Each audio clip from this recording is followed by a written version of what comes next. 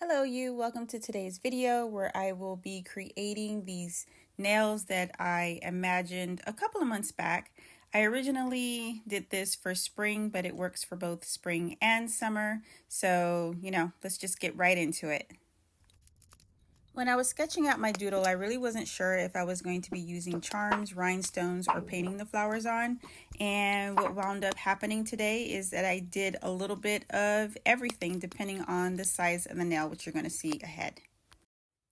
If you're back from watching the past couple of videos, you'll notice that I've been using different shapes and sizes of nails for each little idea that I have. Sometimes when I'm watching people do nails, it's usually just on one shape, and I sometimes wonder, okay, what would that look like on a shorter nail? Like, would that still work? Or what if it was like an almond instead of, a long square? So that's what you're going to see me do here. I'm using a almond shape on my thumb, and for the pinky, I cut it all the way down to a short square.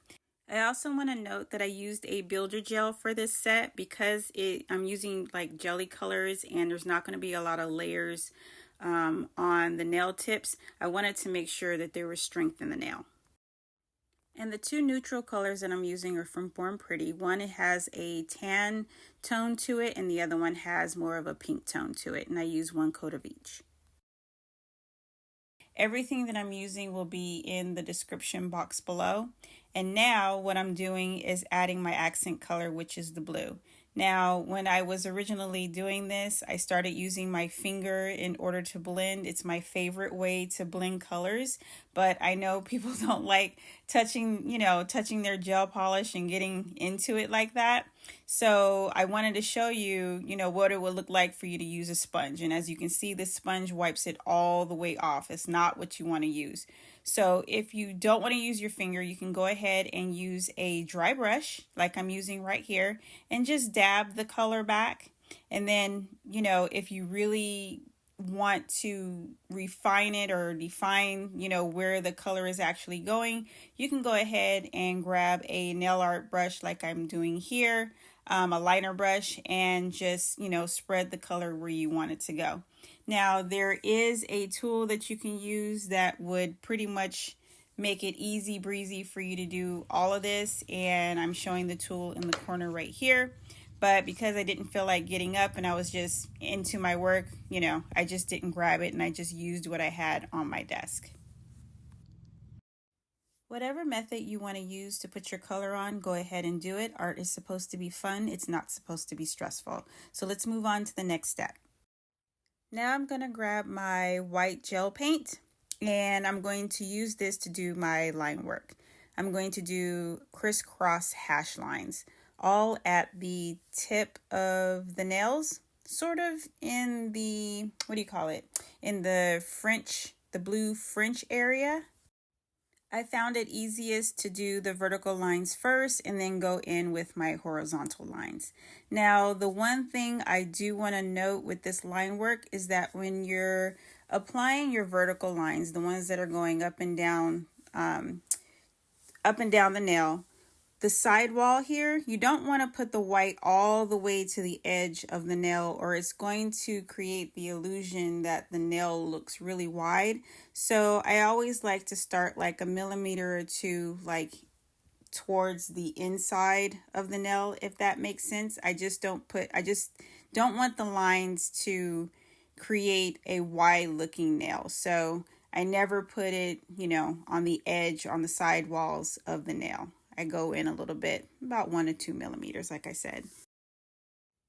When I got to the pinky, I really didn't think I would get a lot of artwork on the nail, but, I was pleasantly surprised. I think I got 1, 2, 3, I got 6 lines vertically on the pinky and then, did some horizontally. Now for the thumbs line work, I went with the shape of the nail. It's already in the shape of an almond. It was just really easy to follow that guideline. By doing so, once again, I didn't make the nail look wide. Other than the tip that I gave you with the line work with the vertical lines not going all the way to the edge of the nail, put these lines exactly where you want them to go. Wherever you feel that they should go is exactly where they should go, and you'll be happy with your results. Now that all the line work is done, believe it or not, it will take you no more than about 10 minutes to do 5 nails with the line work. It's super simple. I'm going to take my acrylic nail art pens, and on the pinky and the thumb, I'm going to draw the flowers in because those are the two nails that are the smallest and it makes most sense. And what you want to do is you want to put your first coat of paint down and then move on to the next flower, the next nail, and then come back and put like a second coat of paint down.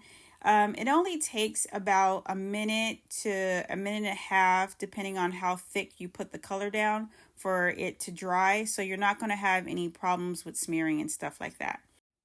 I did do a video on my nail art pens, and you'll find that they're really easy to work with, even if you make a mistake like I just did right there. Now, because you're not curing the paint to the nail, if you make a mistake, all you have to do is take a brush with a little bit of alcohol, wipe off where you made the mistake, and just like you see me doing here, and then I'm going to go back over that white area with the pink, and it's fixed in a matter of a minute. Now we're going to go in with some rhinestone glue, and we're going to put on our 3D flowers right here, our charms. I'm super excited to use these. I think this is the first time I'm using them. I can't remember if I've used them before. I know I stare at them all the time. I'm always busting them out and looking at them, but I don't think I've ever applied them to a nail. So I was really excited to do this, and it's coming out so cute. Like when I got to this point of creating the nails, I just got super excited. I couldn't wait to put them on. And just so the design didn't look stale or stagnant, I'm just alternating where I'm putting the flowers. So on the 3 nails, you know, one's purple at the bottom, one's orange at the bottom, the next one's pink at the bottom. That's what I mean. I just kind of like rotated them around. Now on my pinky and on the thumb, which is the almond, I'm applying these pretty little see-through gems right here. They're not rhinestones. They're just little acrylic, kind of like jelly balls, if that makes sense. I felt that if I added the charm flowers, it would just overwhelm the nail. It would just be too much. So these worked out beautifully. Like, look at that. That's so cute. Now it's time to go in with the top coat. I want to make sure that I top coat first and finish everything on the nail with the exception of the raindrops. I'm going to be adding raindrops as the very last step because if I add the raindrops first and then the top coat over it, they're not going to stand out as much. Also, when you're working with charms, you want to use a top coat as a last step in order to secure your charms to the nail. It makes it harder for them to pop off. And because these are my nails, I'm using a thin top coat, but if I were to be doing this set for like a customer, I would probably use something like my my crazy top because it's a thicker finishing gel. Now I'm using my 3D sculpting gel. I think this one's by Makartt. Once again, everything that I use will be in this description down below. But yeah, like it was just coming alive as I was putting the raindrops on. I mean, these nails are just so pretty. I know, I probably say this on every video as I'm getting towards the end of it, but you know, I don't do anything that I don't like. So by the time I'm at this stage, in my nail artwork, I can't help but get really excited, and I usually don't do my finishing touches before popping them on my fingers and running outside, and that's exactly what's going to take place here. I was so excited. I did not file the edges of them yet. I did not do any reshaping of the pinky because it needs it. I'm just going to throw on my little nail sticky tabs and run outside and talk to you about what we just did.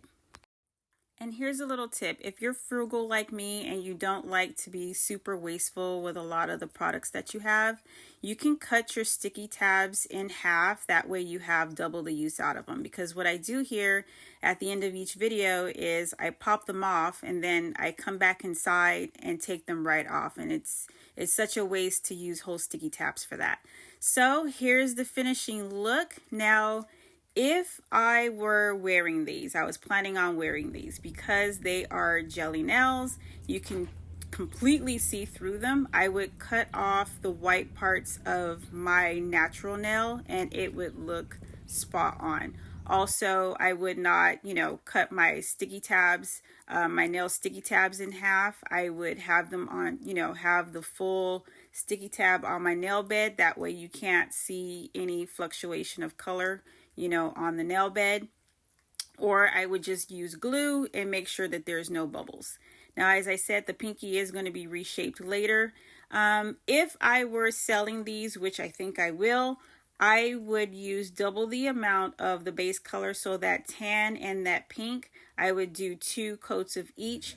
That way my customer wouldn't have any issues just in case they don't know how to apply, their nails without, glue bubbles or things of that nature. I wouldn't want my customer frustrated. So I would go ahead and make sure that they're a little bit more opaque and not so see-through. But here they are, super cute. This design will work on any size, shape. Just pay attention to your line work and you'll be set. This took no time at all. I think a full set would probably take you no more than 45 minutes to an hour to do, for all 10 nails, and you will just be stunting on them. Thank you for watching. See you on the next one.